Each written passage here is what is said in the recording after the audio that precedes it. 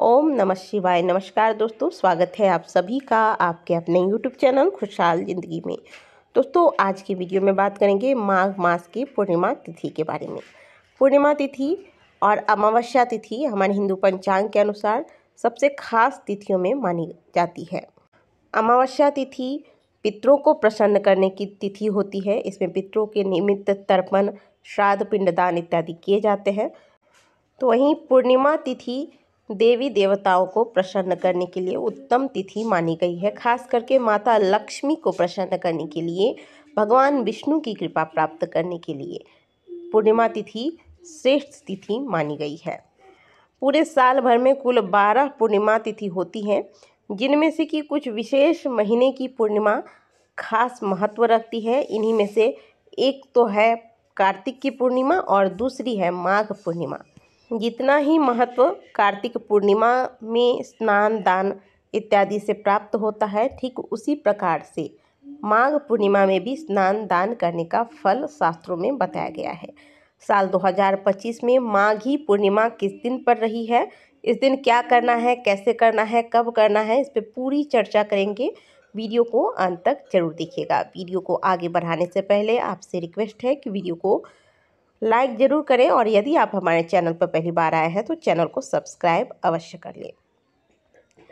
माघ मास की पूर्णिमा तिथि का आरंभ 11 फरवरी को शाम 6:55 पर होगा और पूर्णिमा तिथि का समापन 12 फरवरी को शाम 7:22 पर होगा।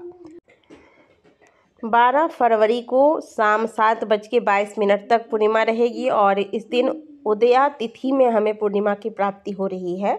तो 12 फरवरी को ही पूर्णिमा का स्नान दान तथा व्रत करना श्रेष्ठ होगा। तो जो लोग पूर्णिमा का व्रत करते हैं या फिर जो व्रत नहीं रखते, केवल स्नान दान इत्यादि करते हैं, या पूर्णिमा से संबंधित जो भी नियम आपको लेना है वह 12 फरवरी दिन बुधवार को ही लिया जाएगा। माघ पूर्णिमा पर स्नान दान का जो शुभ मुहूर्त होगा वह होगा 12 फरवरी प्रातःकाल 5:19 से लेकर प्रातःकाल 6:10 तक। इसी बीच में आपको पूर्णिमा के निमित्त जो भी स्नान दान इत्यादि करने हैं वो कर लेना होगा। यदि आपने अभी तक नियम पूर्वक यानी कि माघ स्नान के जो भी नियम बताए गए हैं उन नियम का ध्यान रखते हुए, उन नियमों का पूर्ण पालन करते हुए स्नान नहीं किया है, तो कहा जाता है कि पूरे माघ महीने में यदि माघ स्नान के नियमों का पालन किया जाए और स्नान दान पूजा पाठ इत्यादि किया जाए तो भी इसका फल अनंत है।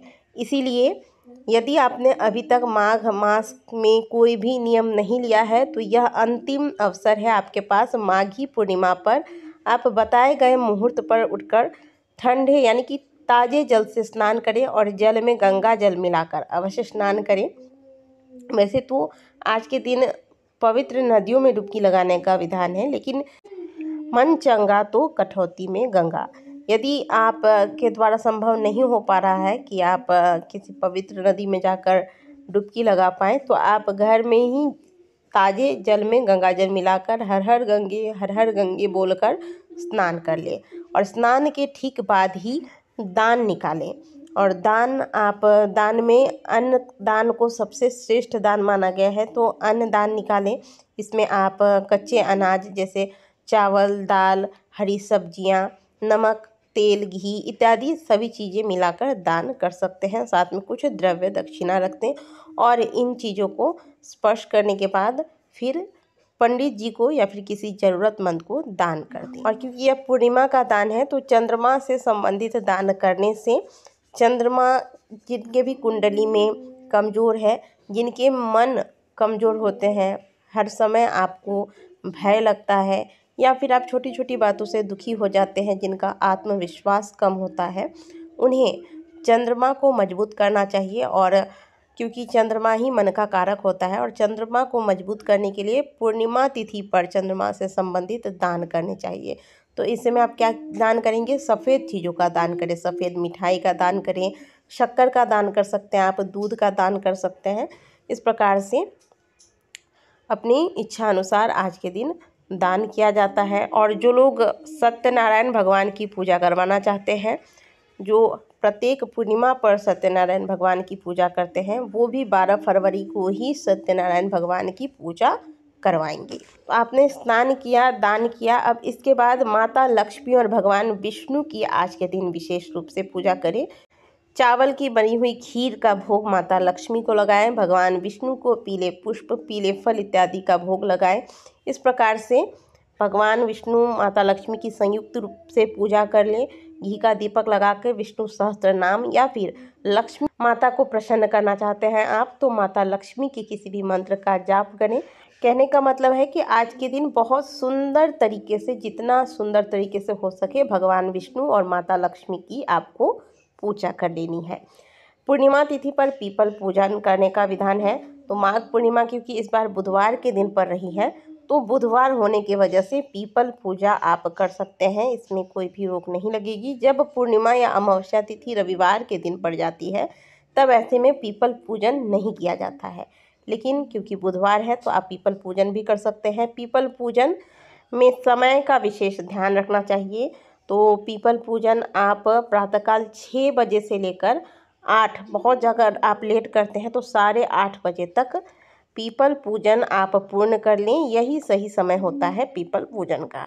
जब भी पीपल पूजन करें तो पीपल की परिक्रमा अवश्य कीजिएगा, और घड़ी की सुई जिस दिशा में घूमती है उसी प्रकार से सीधी परिक्रमा करें, सीधे हाथ से 7 बार परिक्रमा कर लें। और इसी पीपल के नीचे आप यदि शाम को आ सकते हैं तो शाम को दीपक लगा लीजिएगा शाम को, अगर नहीं आ सकते हैं तो इसी समय आप दीपक लगा सकते हैं। अब ऐसा नहीं कि अगर आपका घर सामने में है पीपल के और फिर भी आप इच्छा करके आने के आलस्य से प्रातःकाल ही दीपक लगा रहे हैं, जिनकी असुविधा है वह सुबह को ही पीपल पूजन के समय दीपक लगा लें, और जिनको सुविधा होता है वो शाम के समय आकर ही पीपल के पास दीपक लगाएंगे। तो माघ पूर्णिमा में ये 3 कार्य आप अवश्य कर लीजिएगा। पहला स्नान, दूसरा दान और तीसरा पूजन। और यह अंतिम तिथि है माघ की, तो आप चेष्टा कीजिएगा कि ठंडे पानी से, यानी कि ताज़ा पानी जो होता है आपके घर में, जो ताज़ा पानी जहाँ से आता है, ताज़े पानी से स्नान करें, गर्म पानी का प्रयोग ना करें। तो दोस्तों, आशा करते हैं कि आज की दी गई जानकारी आपको अच्छी लगी होगी। वीडियो अगर आपको अच्छी लगी है तो वीडियो को लाइक ज़रूर कीजिएगा। मिलते हैं आपसे अगले वीडियो में, तब तक के लिए ओम नमः शिवाय, हर हर महादेव।